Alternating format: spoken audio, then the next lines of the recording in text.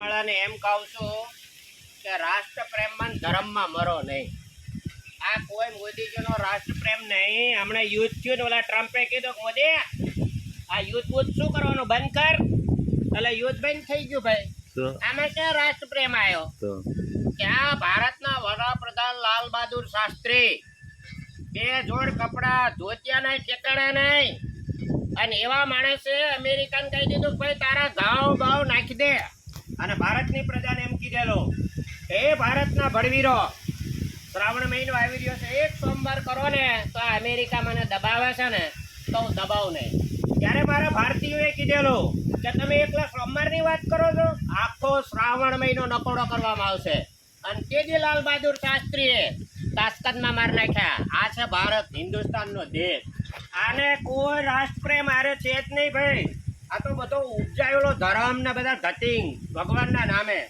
એટલે ભેસાણ અને વિસાવદરની પ્રજાને અમે તમારા વતનમાં આવીને બે હાથ જોડીને વિનંતી કરીએ છીએ કે આ બધું છોડો. ધતિંગો અને હાચા ગોપાલભાઈ ઇટાલિયા, જેનું નામ ગોપાલ ગુજરાતને ગજવે, ગણેશજીથી કામની શરૂઆત થાય કેટલા બધા ગ આવે. આ ગોપાલભાઈ ઇટાલિયા એકવાર ચૂંટીને મોકલો, બસ માત્ર એકવાર. ભાજપ વાળાને શું તકલીફ છે? એમની સરકાર તો છે, એમને ક્યાં જરૂર છે દિનેશભાઈ? હા, કોઈ જરૂર નહીં. સરકાર જતી રહે, શું ફેર? કાંઈ ફેર ના પડે. સરકાર રચવાની જ નહીં. પણ કેટલા બધા બીવે છે.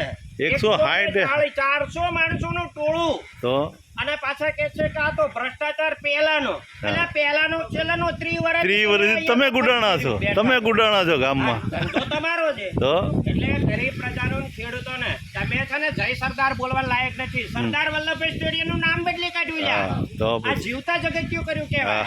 એટલે આ બધું સમજો. પટેલ સમાજ ને એમ કહું સરદાર વલ્લભભાઈ પટેલ તમારા હતા, સમજો ને સમજો. એનું નામ બદલી કાઢ્યું છે.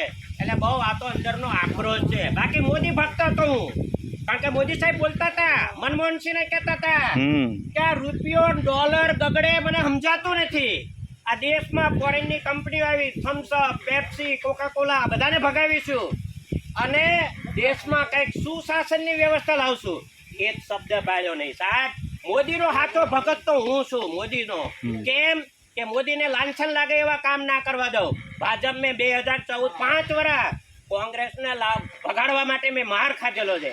આવો ભાજપીય, પણ આજ તમે અમારો વિશ્વાસઘાત કર્યો છે. એટલા માટે હું તો અનુભવ કરીને બેઠો, જાતિ શિક્ષક છું. એટલે વિચાર કરીને આ જનતાને કહેવા આવ્યો છું. ભગવાને મને જે તાકાત આપી છે હાથ જોડીને કહું છું કે એકવાર આ પ્રજાને એકવાર જીતાડી બતાવો. દિનેશભાઈ, ભારત માતા કી જય. ભારત માતા કી જય. જય હિન્દ.